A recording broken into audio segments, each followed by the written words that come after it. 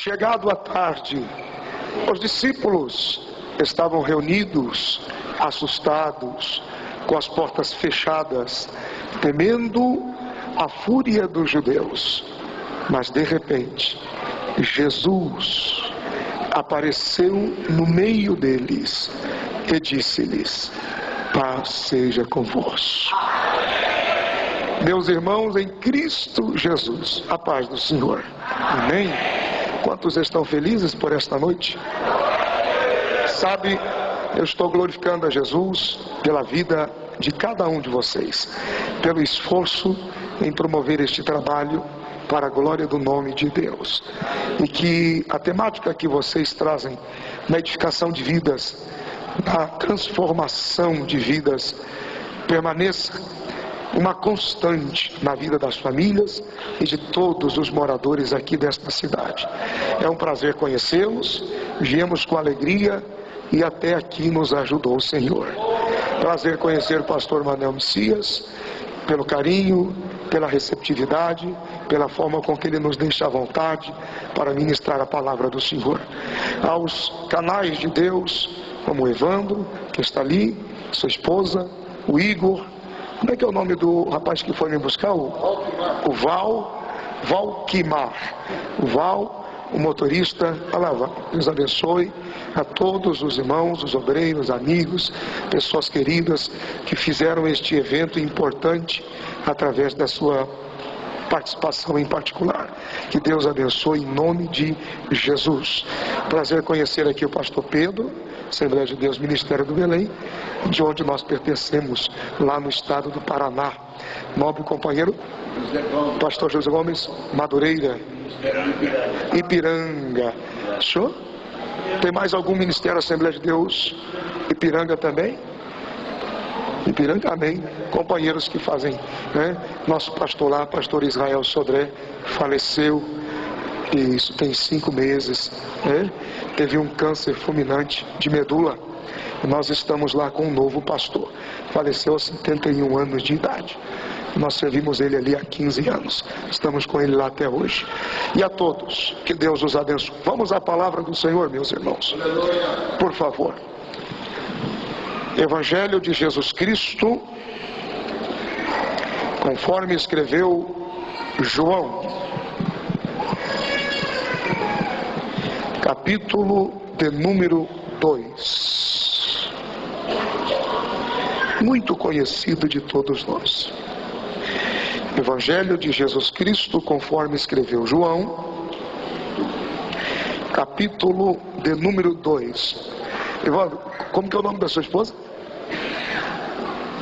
Suzy. E agora, Suzy? Tá? Como é que tá? Eu cheguei ontem de calçadinho, de jaqueta e tal. O pastor pensou que eu tinha vindo de moto. Aí os meninos botaram fogo. Não, pastor, a gente foi buscar de moto e tal. E o pastor, pelo amor de Deus, eu vou disciplinar todo mundo. Que coisa, né? Eu cheguei da Bahia, cansado, a barba por fazer. E aí entrei assim. Pastor Benhu, aí, mas... É mesmo. Aí eu falei para ela hoje, que eu fui lá no escritório de advocacia, eu falei assim, de noite eu vou colocar o uniforme da instituição, a gente fica mais parecido. Evangelho de João, Jesus Cristo, conforme escreveu João, capítulo 2. Quem encontrou, diz amém. Vamos destacar os 5 primeiros versículos. E ao terceiro dia, fizeram-se umas bodas em Caná da Galileia, e estava ali a mãe de Jesus.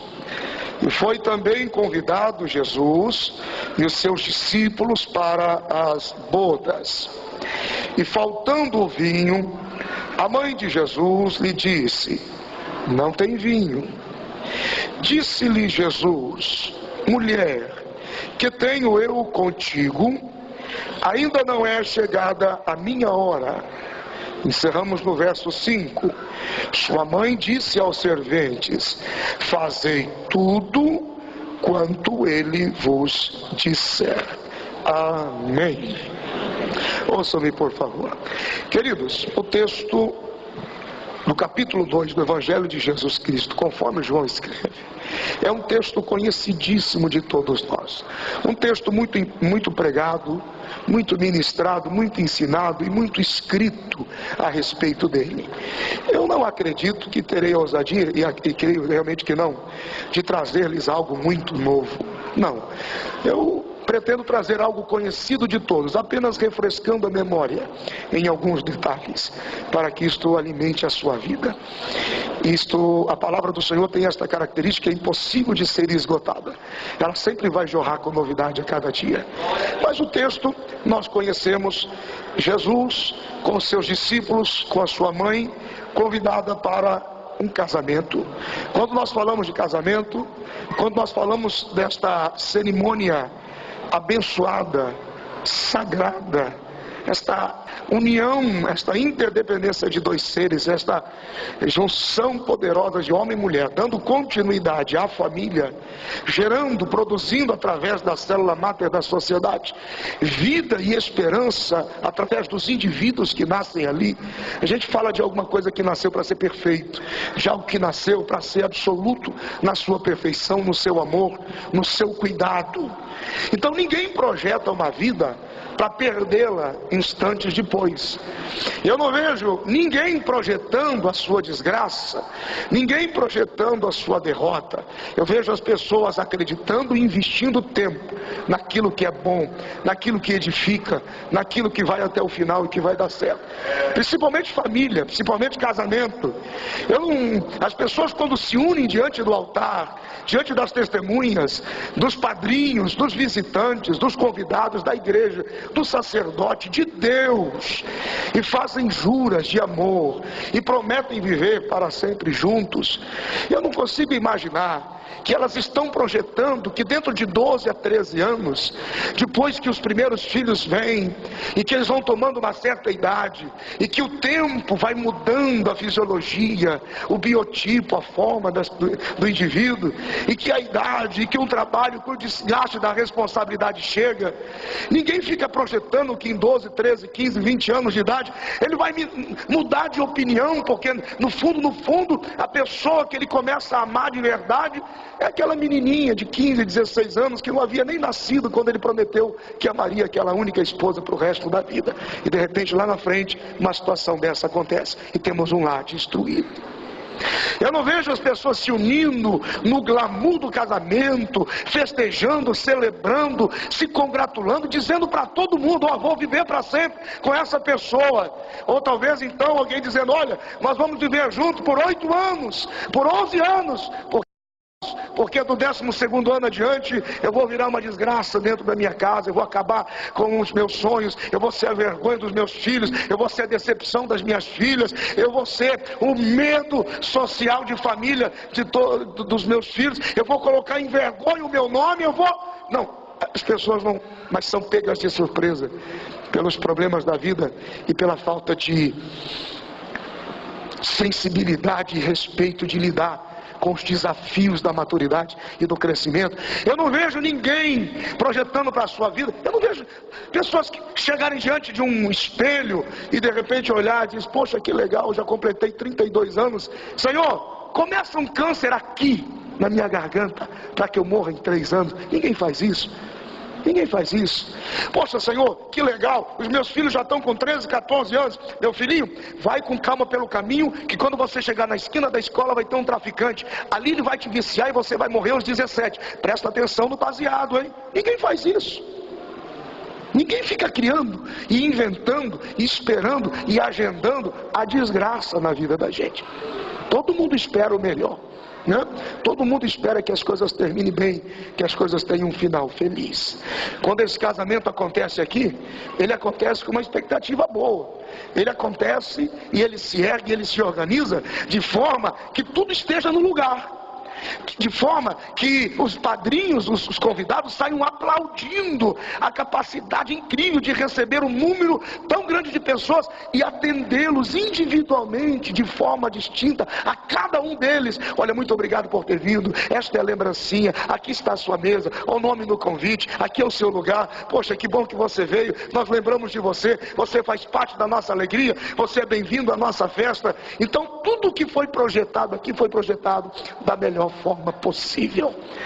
Mas à medida que as coisas acontecem lá pelas tantas, como diz o gaúcho, lá pelas tantas, daqui a pouco, quando você nota, tem um problema interno dentro da festa, e a mãe de Jesus passeia por ali, e ela descobre que o vinho havia terminado. Então aqui poderia faltar qualquer coisa, poderia faltar bolo, faltar carne, faltar mesa e até a cadeira, mas o vinho aqui não poderia faltar, porque ele tem um simbolismo muito forte. Então ele vem trazendo a vida, ele vem profetizando a festa, ele vem profetizando a alegria, ele vem profetizando o sucesso, ele vem trazendo, e outra, para os convidados era excelência. Então o anfitrião e a casa anfitriã e todos os gerentes do cerimonial estavam dizendo: eis o vinho, porque vocês são muito bem-vindos e nós estamos recebendo você com o melhor. Isso era representado tudo através do vinho, que eu estou sendo bem básico para ser enfático naquilo que vai vir agora, que é a revelação do que o Senhor me deu. A mãe de Jesus se aproxima e diz: temos um problema, um escândalo vai começar daqui a pouco, porque a hora que esse vinho terminar, vai correr a notícia que eles colocaram a banca do casamento e não conseguiram cobrir. Ou seja, prometeram uma coisa e fizeram outra. Prometeram que o churrasco era de costela de gado e quando chegaram lá tinha costela de frango. Então fica feio o negócio. Irmãos, diga-se de passagem, eu acho que esse espírito já passou. Alguém aqui já foi em casamento que o bolo era decorado com pipoca e era fornecido boi ralado com pão, com tubaína em cobal quente de laranja? Ô pastor, o senhor deu uma... Sangue de Jesus tem poder. Eu já fui num lugar desse, irmão. Rapaz, um bolo com glacê cor-de-rosa decorado com pipoca. E o boi ralado com pão. Alguém já comeu boi ralado com pão aqui? É carne moída, irmão. Dentro do Paulistinha é carne moída. É o boi ralado com pão, servida com tubaína em cobal de laranja quente, para o povo não tomar muito, que é pior do que xarope colirã, que nem faz mais, que é um negócio para tosse, que usava lá em 1900 e alguma coisa. Bom, mas tudo bem, era feito da melhor forma possível, né? Ok, aí a mãe de Jesus diz: ó, o escândalo vai começar, vai ficar feio para a família, vai correr a notícia que eles tentaram fazer uma coisa e não puderam, e vão ficar com jeito de miseráveis, de gente ruim, ajuda aí, o que a gente faz? Aí Jesus diz assim: mulher, não é chegada a minha hora. O tom mulher, alguém pergunta por que ele não disse mamãe, mamãezinha, porque não era costume da cultura chamar a mãe de mãe, e sim de mulher. O tom de mulher também está, porque possivelmente José, o pai, já não vivia mais entre eles. Então é como um líder de família falando aos demais representantes da casa. Então ele está dizendo: mulher, não é chegada a minha hora ainda. Sugestão, em terceiro lugar, por que não era chegada a sua hora? Porque não era só transformar água em vinho. Eu acho que vai dar uma microfonia. Não era só transformar água em vinho. Não era só simplesmente operar um milagre diante de todos a fim de que os seus discípulos acreditassem nele, porque é assim que a história termina. Mas a partir do momento, vai dar microfonia, a partir do momento em que Jesus transformasse água em vinho, ali o seu ministério tomaria proporções sem volta. Ele teria uma fama espalhada como fogo em mato seco. Todos saberiam do acontecido, inclusive as autoridades políticas e religiosas que queriam matá-lo lá na frente.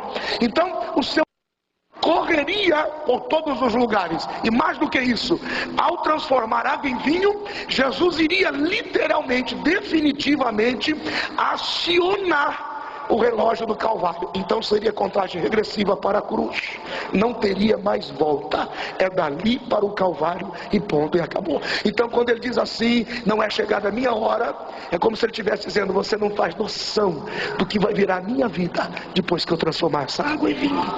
Você não tem noção do que vai virar a minha vida e o meu ministério, né? Tem gente que fica pedindo: Senhor, dá-me dons, dá-me dons, dá-me dons. Você não tem noção do que vira a sua vida depois que você recebe um dom do Senhor. Então você tem que estar preparado para a hora, para o momento em que o Senhor vai lhe capacitar, porque a sua vida vai mudar completamente daqui em diante. Você vai ter que ter paciência para orar, vai ter que ter paciência para profetizar, vai ter que ter paciência para estudar e ministrar, porque Deus lhe deu um dom e a vida muda. E vai ter que ter paciência até para ser crucificado. Mas não tem problema, se morrer você ressuscita e Ele te espera lá. Amém? Glória a Jesus. Logo,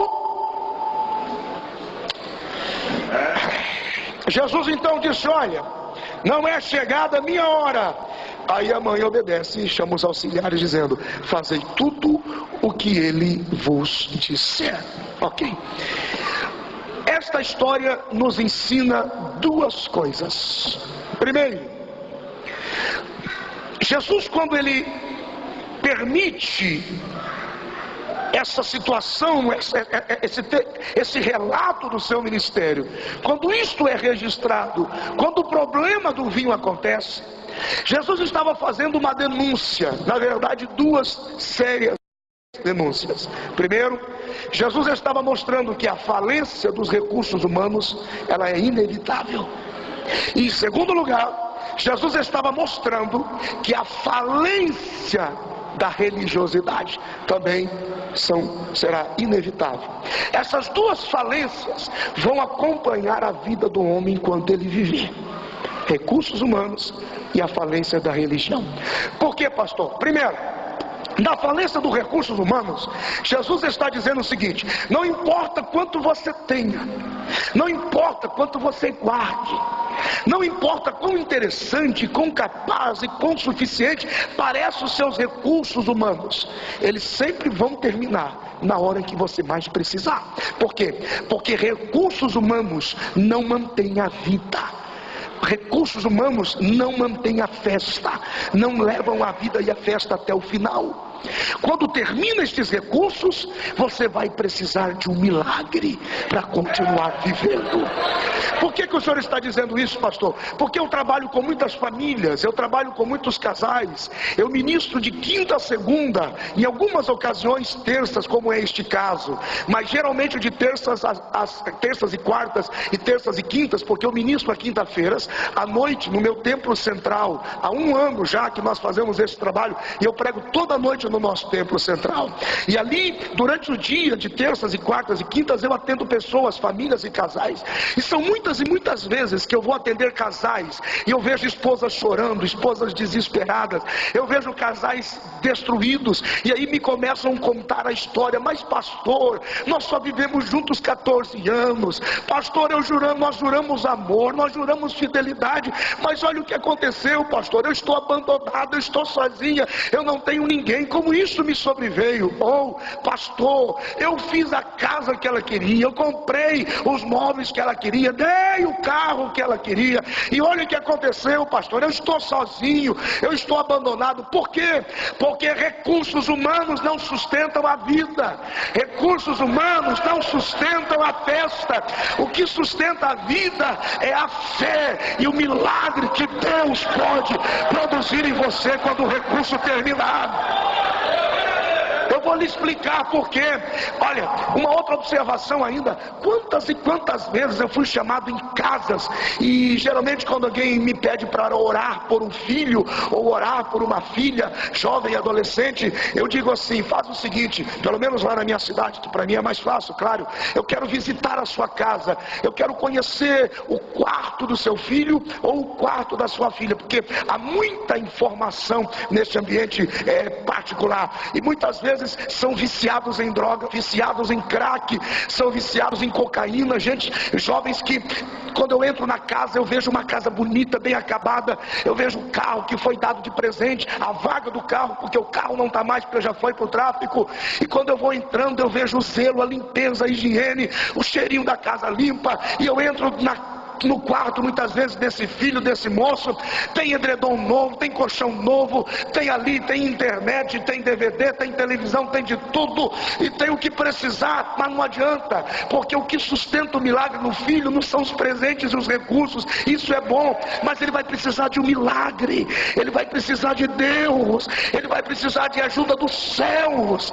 E aí alguém me pergunta, mas por que, pastor? Porque existe uma hierarquia de serviço e reconhecimento que liga o mundo terreno com o mundo espiritual. E esta hierarquia, imagine você um retângulo, um retângulo vertical, e coloque aí 4 degraus de reconhecimento e serviço. Então, no primeiro degrau nós temos as coisas inanimadas, como a terra, por exemplo, aquilo que simplesmente está, mas não há um processo de vida exatamente ali, conhecido como coisas inanimadas. Depois, acima, nós temos os vegetais, aquilo que pode crescer para alimentar. Depois, acima dos vegetais, nós temos os animais que se movem com limite de sentimento animal. E depois, acima dos animais, nós temos o homem, que tem o poder de falar, andar, se comunicar, reagir, agir, interagir, e tem consciência. Então, nessa escala de serviço, um serve o outro. A terra, ela serve os vegetais para que cresçam e produzam. Os vegetais servem, por sua vez, os animais, porque deles os animais vivem e se protegem. Logo, os animais, por sua vez, servem os homens, porque dos animais nós nos alimentamos, nos vestimos e até nos utilizamos como um transporte, porque isso é uma base que traz do Antigo Testamento. E então, quando esse homem é servido, a quem que esse homem tem que servir? A um degrau acima dele, e tem que ter um reconhecimento. Então, esse homem existe para reconhecer que Deus existe, amá-lo e servi-lo e depender dele. Quando o homem negligencia o estado, a realidade, a existência de Deus, ele desce um degrau e não passa literalmente de um animal. Desce um degrau. Ele é reduzido a um nível. Por quê? Porque ele deixa de reconhecer a existência de Deus e servi-lo. Existem coisas nessa vida, meu irmão, que o seu dinheiro pode até comprar, mas não podem sustentar a vida, a família, o amor, a misericórdia. Você precisa de um milagre. A pergunta e a sugestão ao mesmo tempo é: o que fazer quando a vida não vai mais, quando as coisas não acontecem mais, quando a festa parece que vai terminar? Pelo amor de Deus, tenha pelo menos a certeza de que Jesus está morando nessa festa, está fazendo parte dessa festa, porque aí ele pode continuar a vida, ele pode te dar mais uma oportunidade. Não esqueça disso. Os recursos humanos podem ser interessantes, mas não sustentam a vida até o final da festa. E em segundo lugar, a falência da religião. Quando o Senhor olha para aquelas talhas envelhecidas e ele diz assim: aquilo ali devia estar funcionando, aquilo ali devia ter ocupação, aquilo ali deveria ter conteúdo, aquilo ali deveria ter sentido, aquilo ali deveria ter vida, aquilo ali deveria estar cheio. E tem muita gente morrendo por uma religiosidade institucional, deixando de servir a Deus pela beleza de servir a igreja, no amor daquele que nos dispensou a sua misericórdia. E alguém me diz assim: pastor, eu não estou entendendo. Então deixa eu abrir o meu verbo, porque eu tenho pregado isso e tenho acreditado nisso. Tem muita gente fiel à religião da instituição, mas é péssimo no relacionamento com Deus. E tem gente que pensa que como se relaciona com a instituição é como nos relacionamos com Deus.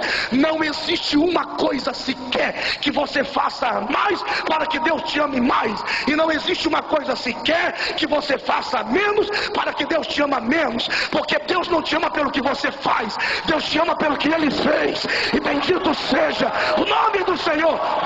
Mas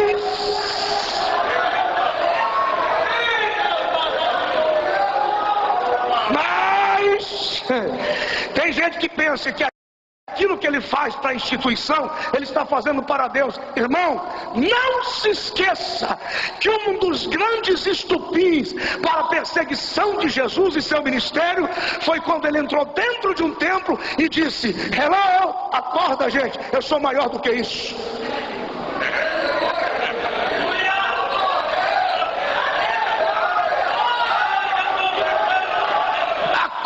que eu sou maior do que isso, maior no amor, maior na misericórdia, maior na bondade, maior na força, maior na graça, maior no perdão. Irmão, tem instituição por aí que se o camarada falhar, ele não tem mais vez. Com Deus não é assim.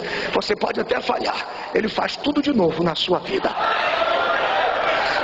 E muitos estão pensando que relacionar-se com a instituição é relacionar-se com Deus. Deus não tem obrigação de lhe tocar só porque você veio a esta casa. Quando você vem a esta casa, você mostra a beleza da organização que existe nesta denominação, em poder congregar, ajuntar, administrar famílias, sugerindo uma cultura litúrgica de aproximação da igreja de Cristo, que é enorme, que é gigante, que é maravilhosa, que é extraordinária, e se manifesta em vários níveis, em várias linhas, em várias formas. Por quê? Porque eu não acredito que Deus fez uma instituição absoluta. As instituições não são absolutas. O Senhor precisa contar com todas elas, até as mais esquisitas. Deus tem alguma coisa lá, fazendo alguma coisa na vida de alguém lá, meus irmãos. Até as mais esquisitas, o Senhor está fazendo alguém lá, fazendo alguma coisa lá.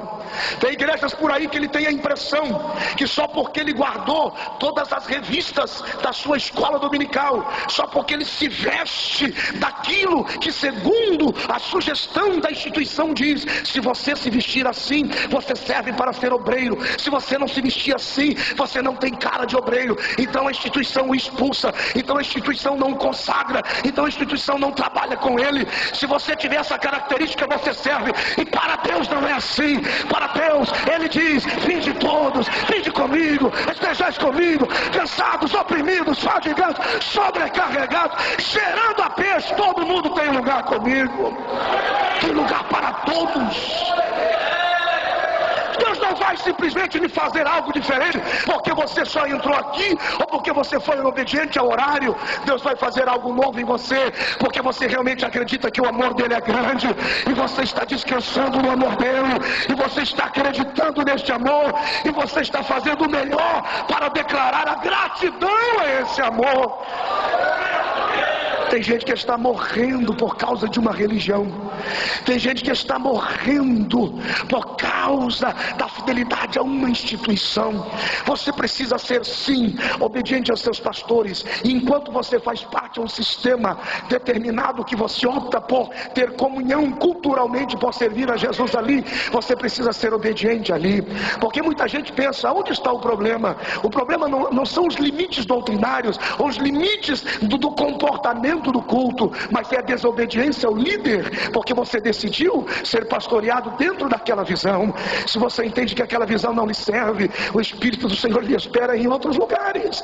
E quando eu prego isso, as pessoas se assustam, porque quando você olha para Jesus, você pergunta assim: Jesus, como é que funciona a sua igreja? Aí Jesus diz assim: ó, é facinho, facinho. Onde tiver 2 ou 3 reunidos no meu nome, eu estou ali, lá no meio deles. Eu estou trabalhando no meio deles, eu estou agindo no meio deles. E isso é algo que a gente não pode impedir. Mas Jesus, como é que a sua igreja cresce? E ele diz assim: a minha igreja cresce assim, ó, o vento sopra aonde quer, você não ouve a sua voz, não sabe de onde vem, não sabe para onde vai, mas todo aquele que é nascido do Espírito, ele é guiado pelo Espírito.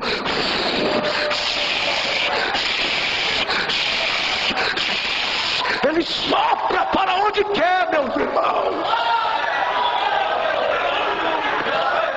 Se o Espírito do Senhor perceber que você vai morrer aqui, então ele vai te fazer assentar lá no próximo culto. Se ele perceber que você vai morrer lá, ele vai fazer você assentar lá no próximo culto. Mas deixar você morrer, ele não vai. Ele não vai. Por que o Senhor está dizendo isso? Porque eu quero que você sirva, quero que você seja obediente à opção cultural, denominacional que você escolheu. Mas por favor, não confunda o relacionamento com Deus. Deus quer que você descanse nele, Ele quer que você acredite nele, Ele quer que você absorva a graça dele, Ele quer que você absorva o quanto Ele é extraordinário. E não é por aquilo que você faz que vai melhorar o que Ele sente por você, porque Ele não fez pelo que você faz, Ele sente pelo que Ele fez. E muita gente tem dificuldades de entender isso. E por isso se relacionam hipocritamente com Deus. Se relacionam friamente com Deus. Tem muita gente que olha e diz assim: por se multiplicar a iniquidade, o amor de muitos esfriará. Então eu vou lhe dizer uma coisa, é verdade. Tem muitos que não vão suportar a multiplicação da iniquidade. E por se multiplicar a iniquidade, sim, o amor de muitos pode até se esfriar, mas o amor da igreja nunca terminará. Não, vocês não estão entendendo. O amor da noiva nunca diminuirá. A igreja de Cristo sempre continuará viva. Sobre a cabeça da igreja sempre haverá óleo. As vestes da igreja sempre serão brancas, como a branca lã, como a neve. Na mão da igreja sempre vai ter uma tocha, sempre vai ter uma tocha acesa, sempre vai ter uma lamparina com óleo.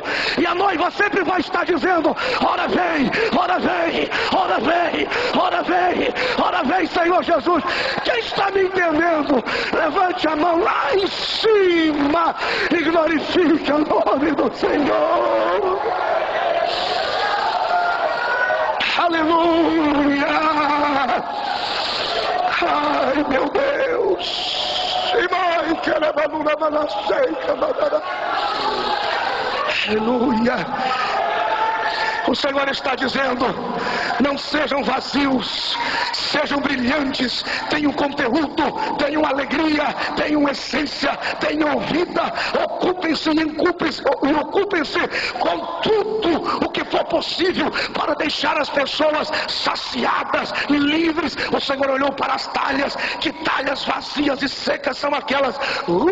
Aquelas são as talhas dos rituais, da purificação, da religião dos judeus. Traga essas talhas para cá. Vamos colocar milagre aí dentro, vamos colocar vida aí dentro, vamos colocar o socorro aí dentro.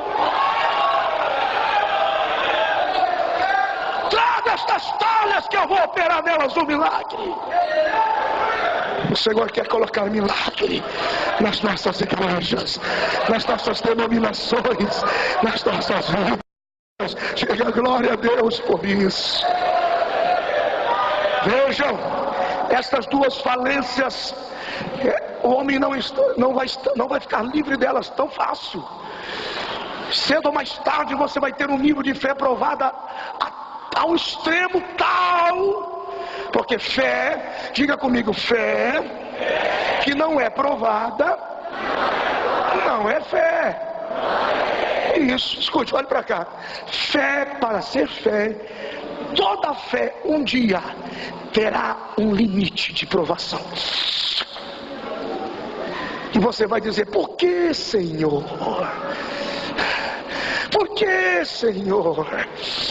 Olhe para cá todos. Vocês, quantos aqui já viveram uma experiência em Deus que quando você pensou que ia melhorar, piorou de uma vez? Quem já viveu algo dessa natureza? Você acha que eu estou levantando uma mão aqui de orar? Eu estou levantando uma mão porque eu já passei por isso. Agora vai. Quando vai, mas é para baixo, mais um tanto, mais um eito. Como diz meu avô, mais um eito para baixo, né? Por que é assim, pastor? Porque enquanto você vive dependência, enquanto as amarras do secularismo, do homem, da capacidade humana, dos recursos humanos te prendem, e Deus, sempre existe um instante na vida da gente em que nos falta conhecer realmente a excelência do amor de Deus. E existem pessoas que têm tamanha vontade por isso, que Deus vai preparando a vida deles para experimentar níveis do amor de Deus que pouca gente conhece. Então às vezes você está ali, parece que você está num abismo, e daqui a pouco começa a arrebentar, as cordas do financeiro, as cordas dos amigos, as cordas das articulações dos esquemas e dos contratos, a corda dos pais arrebenta, e daqui a pouco você está a um palmo do vale, a um palmo do abismo. Senhor, mas eu ainda tenho uma cordinha, porque nós temos a mania de orar e usar o telefone para ajudar Deus a fazer, né? Vai orar, mas vou mexer os meus botões.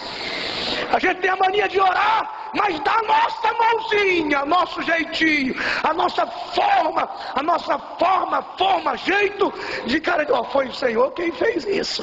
É por isso que às vezes você encontra uns testemunhos meio furados, entendeu? Ah, o Senhor me deu um carro, 30 dias o carro fundiu o motor, furado. É Deus de tranqueiro, irmãos. Tem coisa enrolada.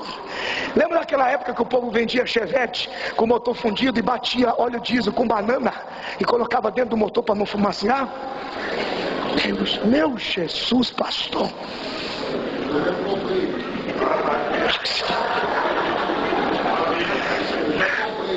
Pastor já comprou. Deus, Senhor. Foi ele que vendeu? Ah, não, ele comprou. Levanta a mão na glória dele.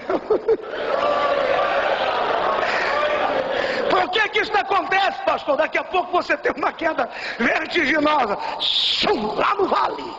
Por que, pastor, que isso acontece? Porque é só no vale que Deus vai conseguir ficar sozinho com você. Aí você diz, Senhor, e agora não tenho mais ninguém? Aí você diz, beleza, agora tem lugar para mim. Vamos lá, que eu vou te ajudar. Ainda que eu ande pelo vale da sombra da morte, não temerei mal algum, porque tu estarás comigo. A tua mão, o teu braço, o teu cajado, a tua força vão estar comigo. Então muitas vezes Deus vai te levar para o nada, para Ele começar a fazer tudo, porque daí tem lugar para Ele. Tem lugar para Ele. Eu conheço uma família e essa é uma história simplesmente extraordinária. Eu tenho muitas histórias que eu conheço ao longo dessa vida, desse ministério, caminhando, viajando, conhecendo, conversando, ministrando na vida das pessoas. E eu conheço uma família impressionante, uma família que viveu um milagre de Deus. E essa família morou ali no interior do estado do Paraná. O pai dessa família foi gerente de uma rede de lojas no sul do estado do Paraná, muito conhecida, talvez aqui até alguém já conheceu, as lojas HM, lojas Hermes Macedo. Alguém já ouviu falar dessas lojas? Isso já não existe mais hoje, atualmente as lojas Hermes Macedo, hoje é a Magazine Luiza, mas antigamente era uma loja muito grande, muito forte, uma loja de departamento, uma loja que atendia roupa, auto center, náutica, moto, móveis, eletrodoméstico, tinha de tudo. E esse homem morou aqui em Osasco, eles moraram aqui em Osasco, trabalhando no Banco Bradesco, foi transferido para a cidade de Assis Chateaubriand, no Paraná, e aí então a loja abriu na cidade de Toledo, perto de Cascavel, a 35 quilômetros, e esse homem muda e vai para Toledo atender essa loja. E foi mais ou menos ali no ano de 84 por aí, esse homem ele faz um negócio com a loja, compra uma moto daquelas Hondas, a preço de custo para pagar, perder de vista, e no primeiro dia que ele sai com a moto para ir trabalhar, ele precisa regularizar a documentação, passa pela loja, abre a loja, e ele então diz, estou indo regularizar a documentação, e quando ele pega uma avenida das principais, e um caminhão de ração, que vinha trazendo ração para a Sadia, para Frigobras Sadia, bate nesse homem, joga ele numa esquina, e ele tem traumatismo craniano. A ambulância do corpo de bombeiro passa, pega esse homem, leva para o hospital local. O hospital local não tinha recursos, não tinha condições de atender, então levam para a cidade de Cascavel. Chegando na cidade de Cascavel, quando esse homem chega lá, ele é desenganado completamente, porque a cabeça estava destruída. Vai para a cirurgia, a ressonância magnética apurada, aquela coisa toda não tinha, então tinha que abrir toda a cabeça, tirar osso por osso, coágulo por coágulo. Então aquele homem entra em coma, e após receber a notícia, essa senhora desesperada, o marido, um único filho de 6, 7 anos, então esse homem é internado, e ali ele é desenganado, ele entra em coma, 68 dias em coma. Quando ele volta do coma, ele estava completamente atrofiado. as pernas tortas para trás, os braços tudo torto, tudo atrofiado, medindo em torno algo de 1,32 m, 36, de tamanho, um bolo de osso, pesando 30 e poucos quilos, abandonado para morrer. Isso já estava fazendo quase 2 anos, e aquela mulher sem recurso nenhum, sem esperança nenhuma. Então o médico chegou para ela um dia e disse: olha, a vida da senhora acabou, a senhora não leva mal. Eu não sei nem como que ele aguentou 2 anos, e para nós aqui já está dando um sério problema. Eu vou dar uma opinião. Ele não tem quadro de evolução nenhuma. Por que a senhora não leva para casa? E espera, vai que alguma coisa de bom acontece. E aquela família destruída, aquele menino tal, e aquela mulher pegou e levou o homem para casa no colo, numa ambulância do NPS. A loja não quis intervir, praticamente abandonou a família. E aí passam-se 2 anos e pouco, 2 anos e meio, quase 3 anos de desespero. Aquela mulher, quando vê a família, a vida, o filho, os sonhos destruídos, meu Deus, mas gerente de banco, agora gerente da loja, saiu do banco para gerenciar essa loja. Nós estamos começando um sonho, começando uma vida, 30 anos de idade, esse homem, não é possível um negócio desse. E o desespero dessa mulher, que ela sai de casa pela manhã um dia, desesperada. Pelo caminho, uma ideia fixa, uma voz que dizia para ela: isso é vida? Isso é vida para ser vivida? É isso que você esperava? Olha que desgraça se tornou sua vida. Você vai ficar aí vivendo essa esperança frustrada de um monte de osso na sua cama, e de um filho aí correndo o risco de viver uma vida como cheirador de cola, como drogado, como bandido. Olha a sua vida. E aquela voz fixa na cabeça dela, desespero, angústia. E aquela voz começou a dizer para ela: por que você não dá uma lição nessa vida? Antes dessa vida te matar, por que você mesmo não tira a sua vida? E aquela voz satânica falando na cabeça daquela mulher, e ela ficou praticamente dominada por aquilo, até que ela entra num pequeno mercado, o pouco de dinheiro que tinha na mão, porque passavam necessidade já, privação de alimento, alimentação que deveria ser sistemática à base de frutas, não tinha. Aquele homem cada vez mais magro, com convulsões 3 vezes ao dia, tomando Gardenal, convulsões quando dava 4, 5 vezes, sonda de alimentação direto no intestino, direto no estômago, completamente ali para ser injetada, e traqueostomia, não falava, e aquela coisa absurda, aquele homem todo cheio de ferida nas costas, aquele desespero. Ela entra no mercado e, completamente dominada por aquela ideia fixa de suicídio, ela vai até uma prateleira e pega um pacote de veneno para rato, que tinha um índice de suicídio muito grande naquela época. Se falava muito: tomou veneno, bebeu veneno, morreu. Comprou um pacote de veneno para rato, comprou um pacote de leite e comprou um abacate. Chegou em casa perambulando pela cidade o dia inteiro como uma louca. Chegou em casa no final da tarde, o filho com fome, o pequeno com fome, o homem completamente urinado, defecado, sujo em cima da cama, um caos. Já entrou gritando, desesperada, sem esperança, sem nada. E quando foi mais ou menos por volta de umas 10 horas da noite, o menino dorme de fome. Ela acorda o menino e diz assim: vem aqui que você está com fome, e eu vou preparar uma coisa para você comer que você gosta. E o homem, o pai, gostava muito de fazer vitamina de abacate. Ela prepara essa vitamina e bate aquilo e joga o veneno de rato junto, e dá aquela reação, e enche 2 copos de venenos com vitamina de abacate, 2 copos cheios de veneno, vai e coloca no criado do lado da cama, e uma seringa de 20 ml. Então, uma sonda no estômago, tinha uma sonda e uma válvula que um fechamento de rosca, girava, abria para injetar medicamento, alimento. Não podia ser quente demais porque queimava, não podia ser frio demais porque empedrava.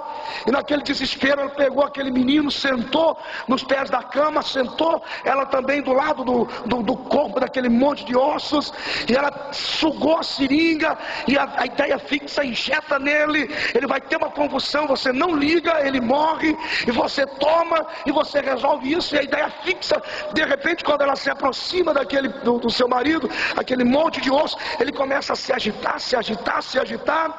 E aí o menino olha para ela e diz assim: escuta, mãe, por que a senhora não liga o rádio? Porque eles haviam descoberto que quando o rádio era ligado e ele ouvia a programação, ele ficava quieto, então podia se injetar alimentação nele. E o menino diz: por que a senhora não liga o rádio? A mulher liga o rádio. Quando liga o rádio, a programação secular normal termina e começa um pano de fundo na rádio.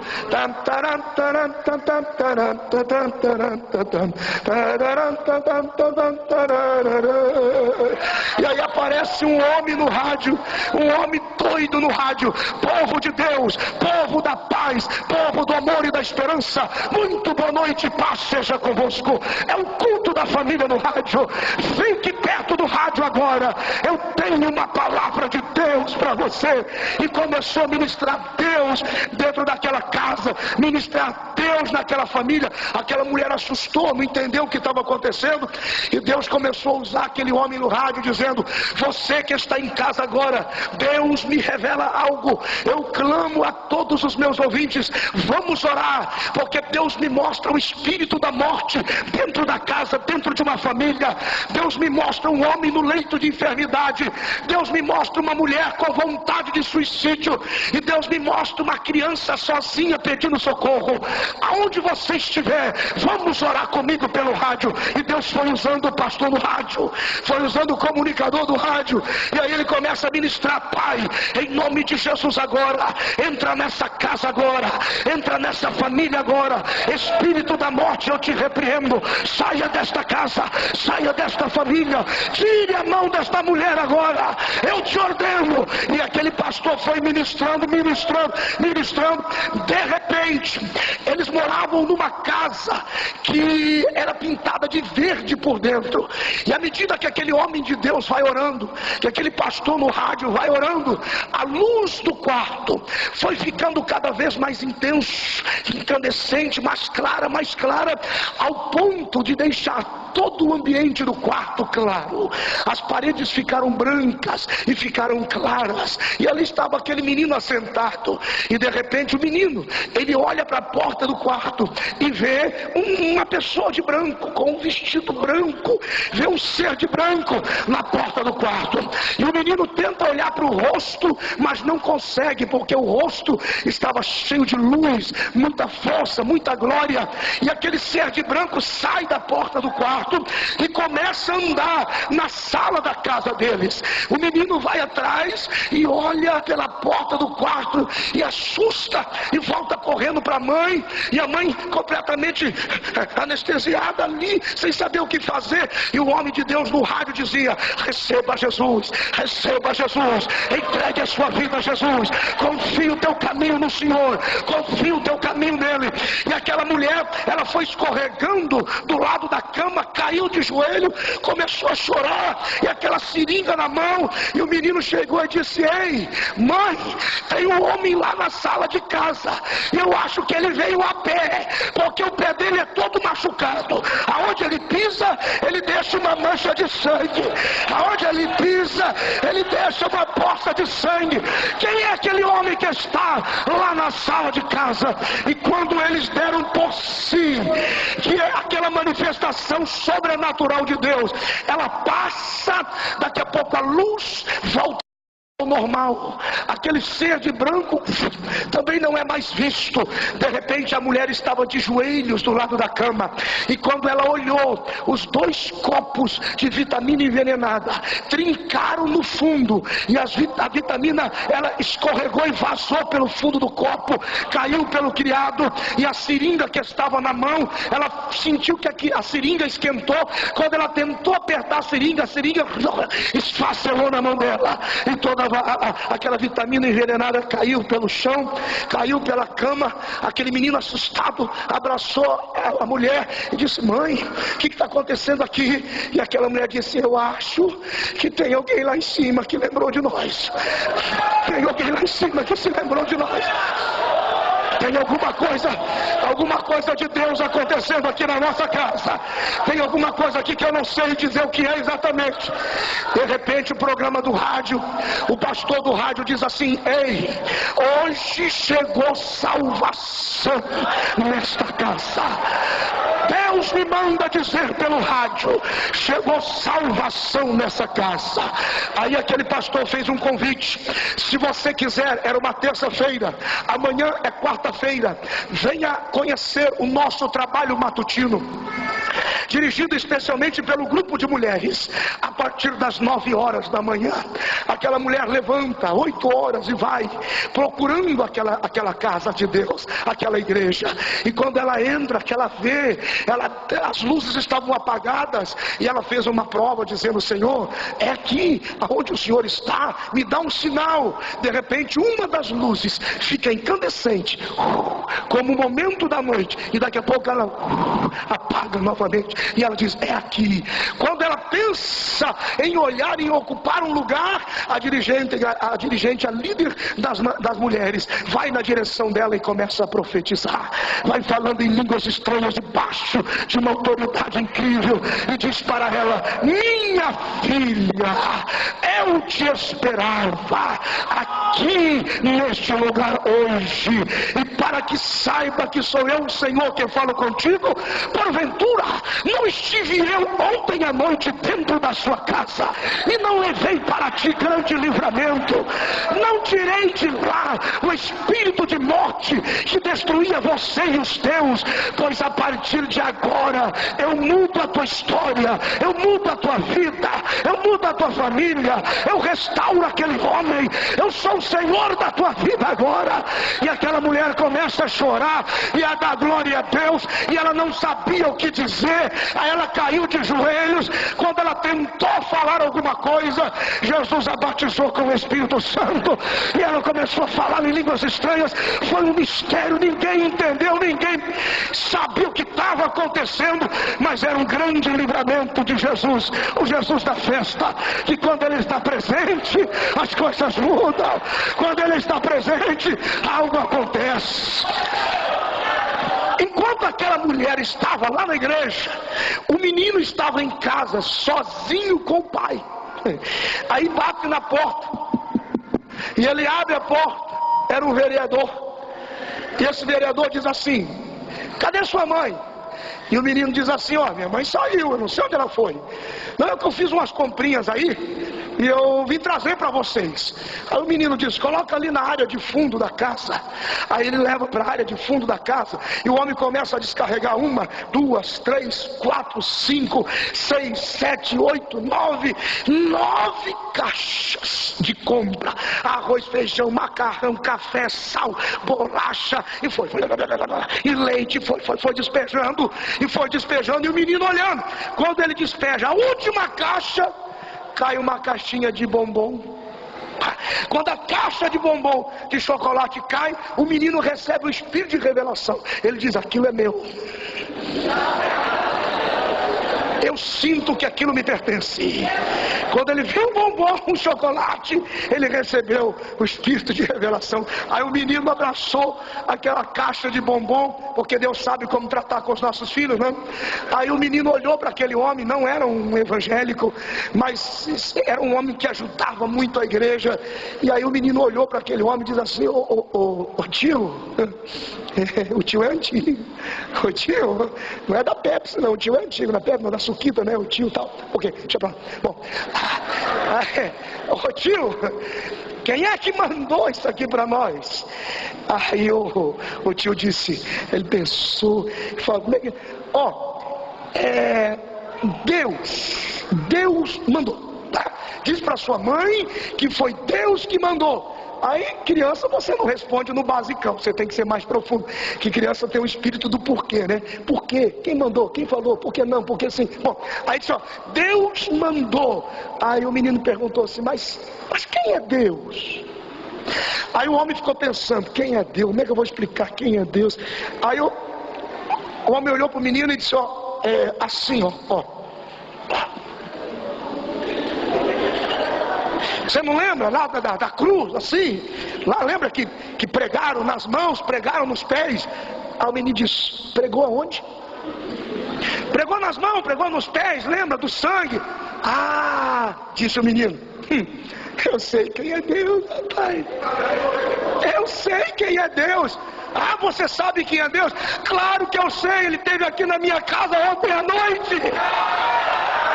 Esteve aqui comigo. E vou dizer uma coisa, o pé dele ainda está machucado, mas nessa cruz ele não está mais, porque ele andava para lá e para cá. Ele andava. Aquele homem ficou meio sem entender. Vamos, tá bom, criança tem imaginação fértil, muito desenho e tal, né? Aí daqui a pouco chegou a mãe. Aí o menino corre aqui, mãe, vem ver. Aí quando o menino chegou, mostrou para a mãe uma alegria naquela mulher, abraçou um pacote de arroz, pegou um pacote de macarrão, de feijão, de fubá e Deus existe, Deus existe, Deus existe, Deus existe. Aí o menino diz assim, como é que a senhora sabe que foi Deus? Aí ela diz, por quê? É porque eu acho que ele mandou um funcionário dele aqui em casa hoje de manhã trazer isso aí. Trazer isso aí. Ela disse assim, meu filho, eu fui à casa de Deus hoje e eu ouvi a voz de Deus, a mesma presença de ontem à noite. Eu encontrei lá na casa dele, eu sei onde Deus mora, eu sei onde eu posso falar com Deus. A simplicidade dela. Aí ela abraçou o menino abraçou ela. Aí o menino disse assim, mãe, como é que a gente diz obrigado para Deus? Aí a mãe diz, a gente diz assim, levante a mãozinha. Aí o menino levantou a mão, diga assim, Senhor Jesus, nós te recebemos como Senhor e Salvador das nossas vidas e prometemos amar a Ti, servir a Ti, seguir a Ti enquanto vivemos. Aí aquela mulher abraçou aquela criança, e aí o menino começou a chorar. Aí a mãe disse assim, por que você está chorando, meu filho? Aí ele disse assim, mãe, eu quero tanto ser como aquele homem do rádio. Aí a mulher disse assim, você será como o homem do rádio. E quando foi mais ou menos umas 4 horas da tarde, eu falei com essa irmã hoje e disse, mãe, eu vou contar a nossa história para a Igreja Batista Renovada.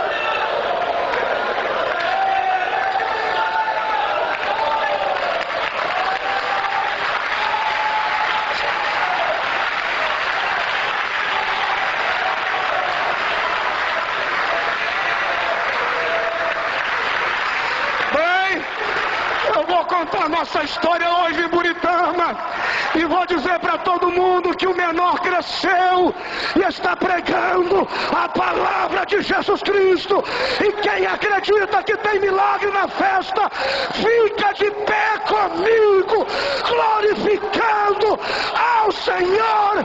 Aplauda Ele, exalta Ele, adora Ele, porque aonde Jesus chega a vida muda.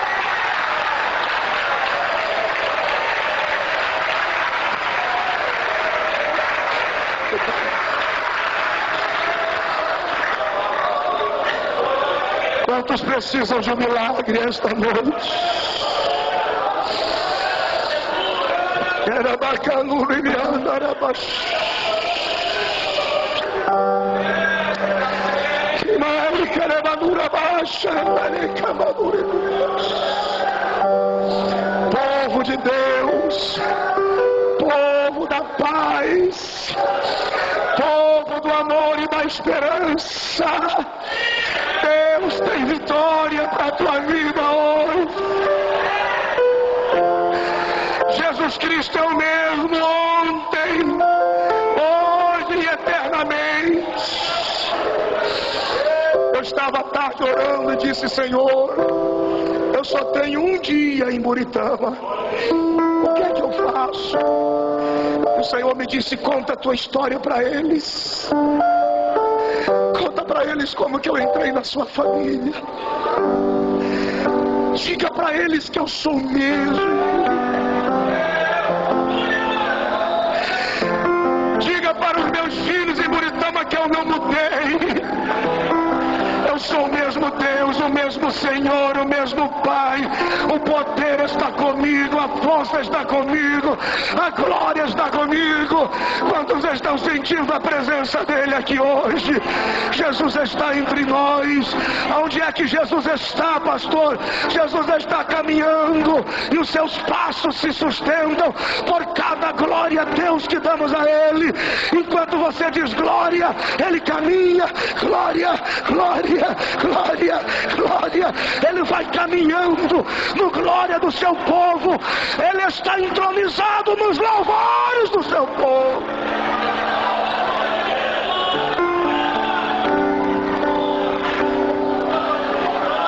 Jesus fez por mim, Jesus faz por você, Jesus faz por sua família.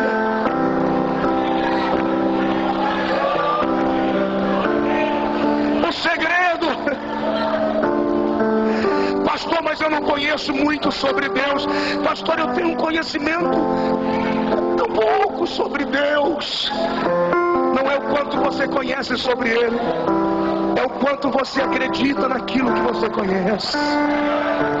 Você pode conhecer um pouquinho só. Aquela mulher cananeia, sírio-fenícia de nação, sem perspectiva em Israel, ela só sabia uma coisa sobre o Senhor. Eu não sei muito, mas uma coisa eu sei: tu és filho de Davi. E filho de Davi significa: tu só pode ser o Messias de Israel. E se o Senhor é o que o Senhor é, muda a história da minha filha, por favor. É por isso que ela diz: Senhor, filho de Davi, tem misericórdia. Diga comigo: tem. Levante a mão, diga: Senhor, filho de Davi, tem misericórdia de mim. Olhe para o irmão que está ao seu lado, na direita ou na esquerda, diga: meu irmão, a palavra misericórdia significa: não faça pelo que eu sou, mas faça pelo que tu és.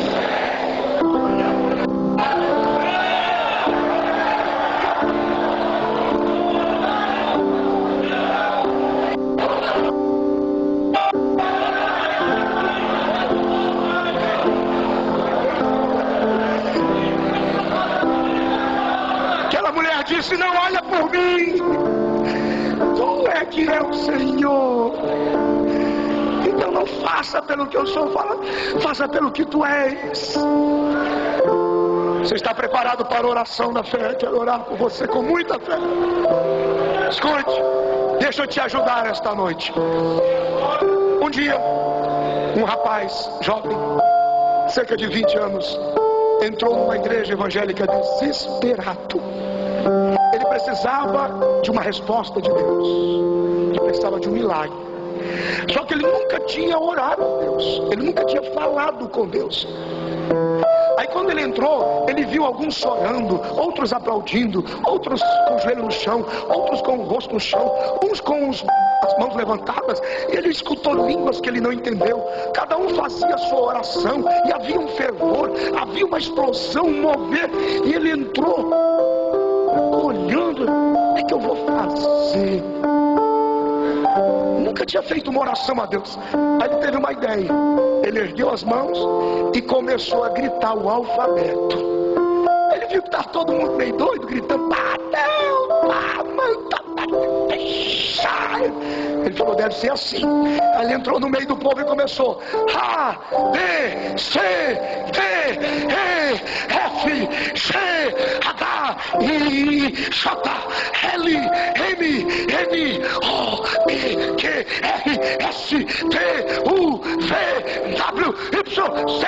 Ele começou. Aí veio um obreiro perto dele: você está doido? Deu um negócio no rapaz. E ele: ei, moço. Calma, rapaz, tá tudo bem? Tá, eu tô falando com Deus. A, B, C, D.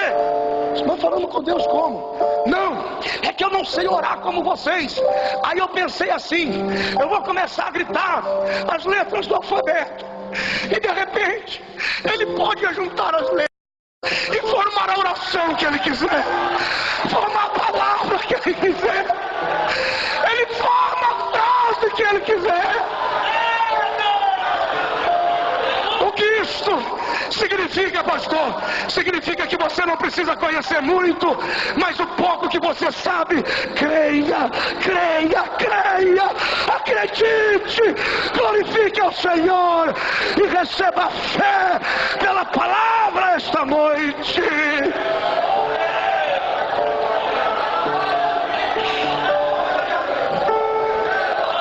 Ouça-me.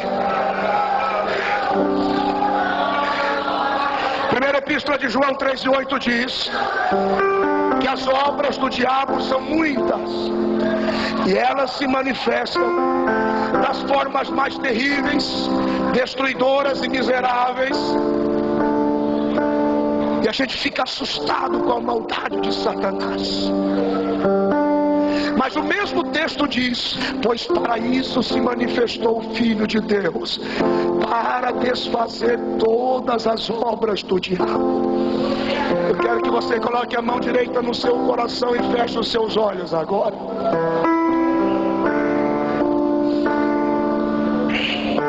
As obras do diabo são muitas. Espíritos de enfermidades, espíritos de loucura, de depressão, de esquizofrenia, espíritos do pânico. Como está operando o espírito do pânico nesses dias?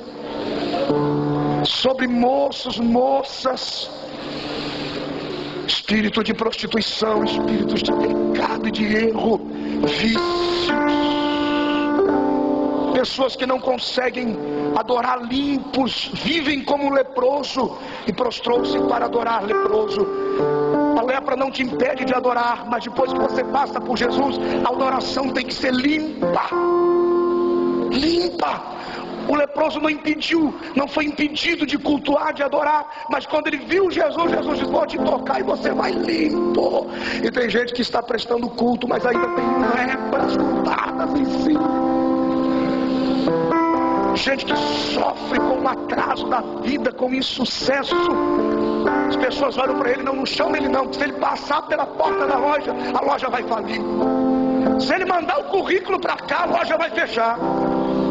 Você estudou tanto, batalhou tanto e o concurso não vem, você não é aprovado. Gente que está lamentando o insucesso, o atraso, enfermidades, raízes de câncer alojada, produzindo mal. Pessoas que estão sofrendo com obras do diabo, pois para isso se manifestou o Filho de Deus, para desfazer todas as obras do diabo. Todas. Sem exceção. Levante agora a sua mão direita para o céu e diga assim comigo: se ainda existe alguma obra do diabo contra a minha vida, eu ordeno agora, pelo poder do nome de Jesus, que se apresente, que se manifeste agora, para ser derrotado, porque na minha vida esta obra não fica mais. Diga: eu creio, no nome de Jesus.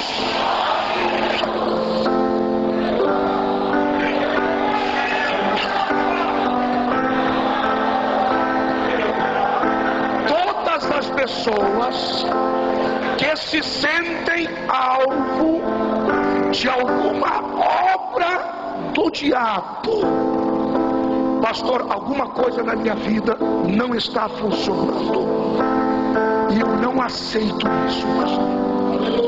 Eu quero que você saia do seu lugar agora e venha para o altar para orarmos a Deus.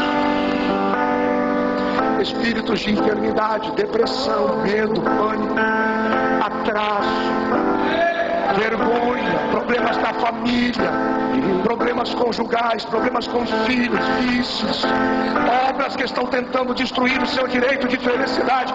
Nós destruímos isto agora, diz a Bíblia, pois para isto se manifestou o Filho de Deus, para destruir, para desfazer todas as obras do diabo. Venha para o altar e encontre um lugar junto do altar agora. Aleluia. A unção está muito forte sobre nós. A presença de Deus está aqui. Aleluia. O grupo de intercessão vai orando, vai orando, vai orando. As irmãs, os irmãos que gostam da oração intercessória vão clamando pelo sangue de Jesus, vão clamando pelo nome de Jesus, vão concordando comigo agora. O que dois ligarem na terra será ligado no céu. Vai orando aí, vai dizendo: liberta mesmo, Jesus, transforma mesmo, traz a paz, traz a saúde agora. Vai orando, vai orando. A presença de Deus é muito forte. Espíritos que matam a alegria, espíritos que matam o corpo, espíritos que destroem as célula do câncer, enfermidades que o médico desenganou. Eu te ordeno agora: saia, saia. Espíritos que escravizam, espíritos da tristeza, espíritos da depressão, pânico, angústia constante, sai agora, sai agora. Obras contra a família, sai agora. Espírito de morte, espírito de suicídio, saia da vida desta pessoa agora. Sinta a presença de Deus agora. A mão de Deus vai na tua direção e Ele toca você agora, agora, agora, agora, agora, agora, agora. Toca, meu Jesus, toca, meu Jesus, toca esse homem, toca esta moça agora.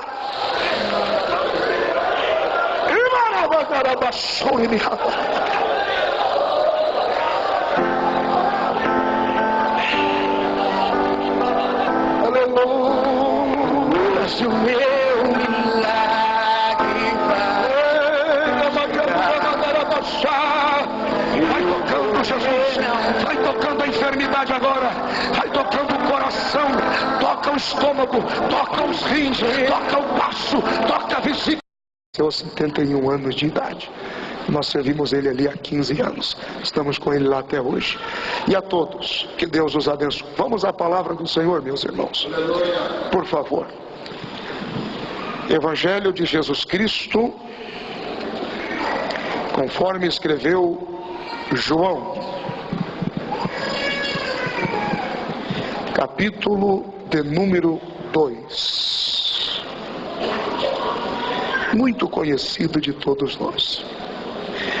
Evangelho de Jesus Cristo, conforme escreveu João, capítulo de número 2. Evaldo, como que é o nome da sua esposa? Suzy. E agora, Suzy? Tá, como é que tá? Eu cheguei ontem de calçadinho, de jaqueta e tal. O pastor pensou que eu tinha vindo de moto. Aí os meninos botaram fogo. Não, pastor, a gente foi buscar de moto e tal. E o pastor, pelo amor de Deus, eu vou disciplinar todo mundo. Que coisa, né?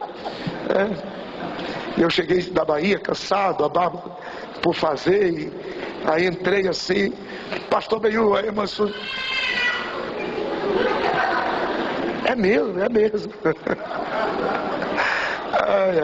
Aí eu falei para ela hoje que eu fui lá no escritório de advocacia, eu falei assim, de noite eu vou colocar o uniforme da instituição, a gente fica mais parecido. Evangelho de João, Jesus Cristo, conforme escreveu João, capítulo 2. Quem encontrou, diz amém.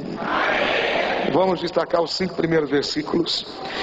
E ao terceiro dia, fizeram-se umas bodas em Caná da Galileia, e estava ali a mãe de Jesus. E foi também convidado Jesus e os seus discípulos para as bodas. E faltando o vinho, a mãe de Jesus lhe disse: não tem vinho. Disse-lhe Jesus: mulher, que tenho eu contigo? Ainda não é chegada a minha hora. Encerramos no verso 5.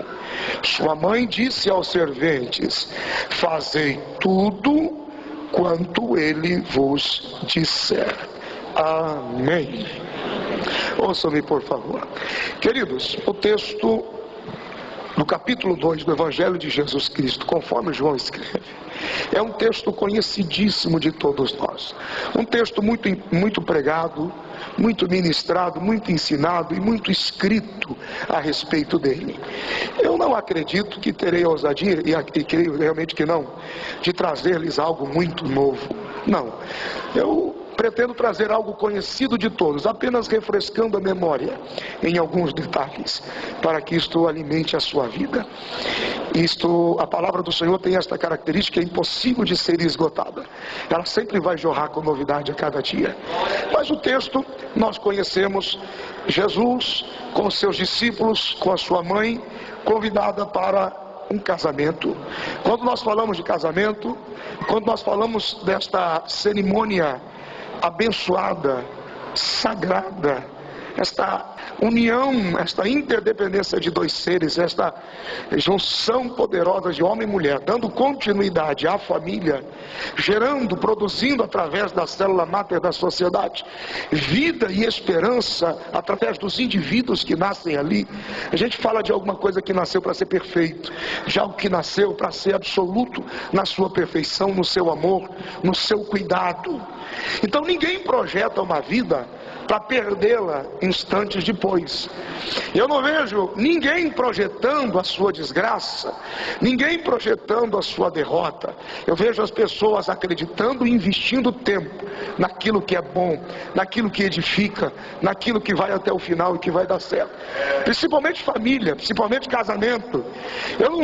As pessoas, quando se unem diante do altar, diante das testemunhas, dos padrinhos, dos visitantes, dos convidados da igreja, do sacerdote, de Deus, e fazem juras de amor e prometem viver para sempre juntos, eu não consigo imaginar que elas estão projetando que dentro de 12 a 13 anos, depois que os primeiros filhos vêm e que eles vão tomando uma certa idade e que o tempo vai mudando a fisiologia, o biotipo, a forma do indivíduo, e que a idade, e que o trabalho, que o desgaste da responsabilidade chega. Chegado a tarde, os discípulos estavam reunidos, assustados, com as portas fechadas, temendo a fúria dos judeus. Mas de repente, Jesus apareceu no meio deles e disse-lhes: paz seja convosco.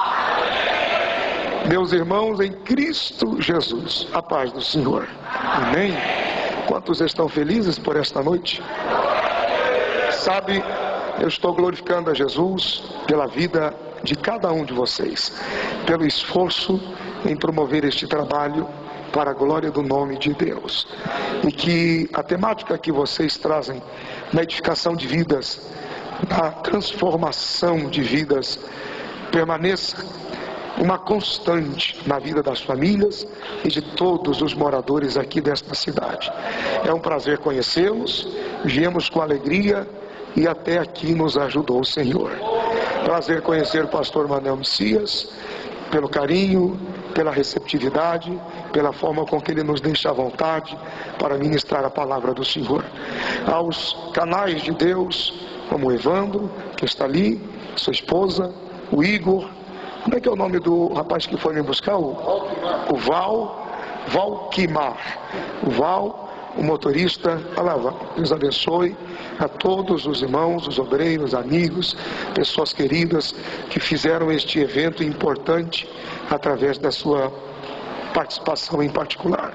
Que Deus abençoe em nome de Jesus. Prazer conhecer aqui o pastor Pedro, Assembleia de Deus, Ministério do Belém, de onde nós pertencemos, lá no estado do Paraná. Nobre companheiro, pastor José Gomes, Madureira, Ipiranga. Show? Tem mais algum ministério Assembleia de Deus? Ipiranga também? Ipiranga, amém. Companheiros que fazem, né?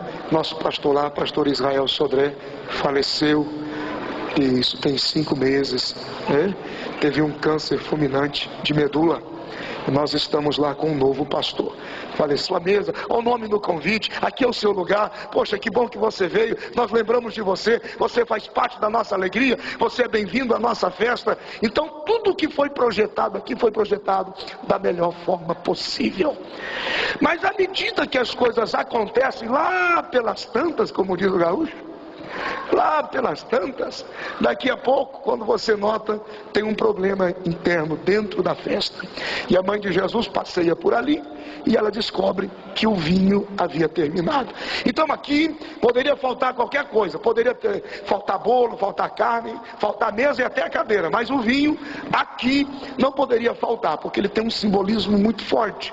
Então ele vem trazendo a vida, ele vem profetizando a festa, ele vem profetizando a alegria, ele vem profetizando o sucesso, ele vem trazendo. E outra, para os convidados era excelência. Então o anfitrião e a casa anfitriã e todos os gerentes do cerimonial estavam dizendo: eis o vinho, porque vocês são muito bem-vindos e nós estamos recebendo você com o melhor. Isso era representado tudo através do vinho, que eu estou sendo bem básico para ser enfático naquilo que vai vir agora, que é a revelação do que o Senhor me deu. A mãe de Jesus se aproxima e diz: temos um problema, um escândalo vai começar daqui a pouco, porque a hora que esse vinho terminar, vai correr a notícia que eles colocaram a banca do casamento e não conseguiram cobrir. Ou seja, prometeram uma coisa e fizeram outra. Prometeram que o churrasco era de costela de gado e quando chegaram lá tinha costela de frango. Então fica feio o negócio. Irmãos, diga-se de passagem, eu acho que esse espírito já passou. Alguém aqui já foi em casamento que o bolo era decorado com pipoca e era fornecido boi ralado com pão, com tubaína em cobal quente de laranja? Ô pastor, o senhor deu uma... Sangue de Jesus tem poder. Eu já fui num lugar desse, irmão. Rapaz, um bolo com glacê cor-de-rosa decorado com pipoca. E o boi ralado com pão. Alguém já comeu boi ralado com pão aqui? É carne moída, irmão.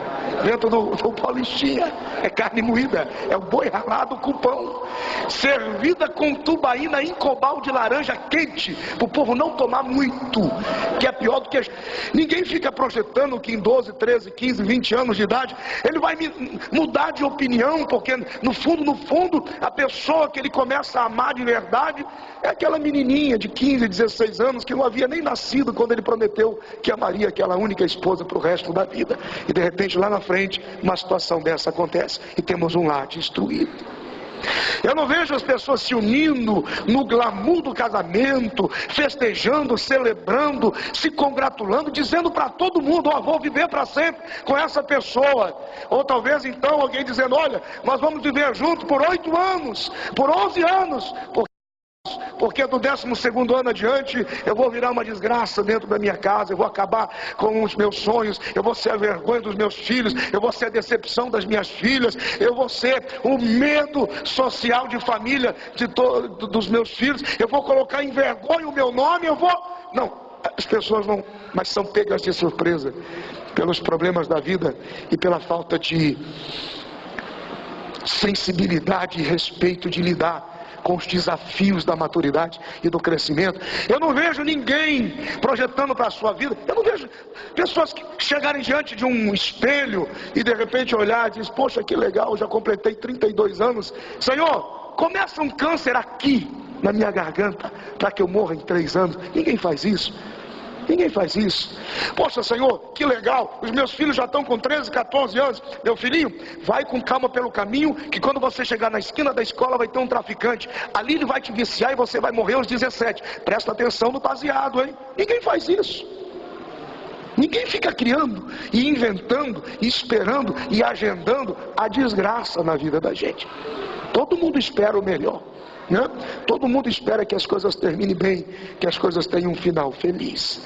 Quando esse casamento acontece aqui, ele acontece com uma expectativa boa. Ele acontece e ele se ergue, ele se organiza de forma que tudo esteja no lugar. De forma que os padrinhos, os convidados saiam aplaudindo a capacidade incrível de receber um número tão grande de pessoas e atendê-los individualmente, de forma distinta a cada um deles. Olha, muito obrigado por ter vindo, esta é a lembrancinha, aqui está